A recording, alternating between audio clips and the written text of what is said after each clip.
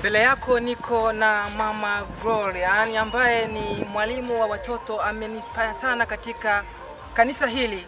Nimeshuhudia vijana na watoto wadogo walioweza kuwafundisha namna ya kumtumikia Mungu ili wakue wakimjua Mungu, wasije wakachukuliwa na mambo ya dunia. Hapa ninazungumza naye mawili matatu kama mwenyekiti wa kina mama katika kanisa hili. Hivyo ni mlete kwako uweze kumsikiliza kulingana na kile ambacho anakidumia ndani ya kanisa kama Mama Gloria.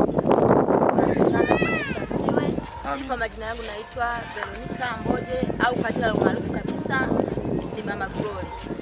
Mimi ni kama mwenyekiti wa kina mama katika tawi hili la Kaugeli FPCT. Nashukuru sana, tulikuwa na kambi ya vijana imeanza tarehe 25. Leo ndio ilikuwa hitimisho kwa ajili ya semina ya vijana.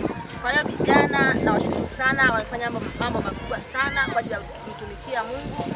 Pia ni mwalimu wa watoto mahali hapa, nafundisha watoto wa Sunday School mahali hapa katika tawi letu la Kaugeli.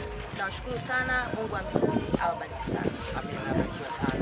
Mpaka hapo sina la ziada, niwatakieni kila la heri.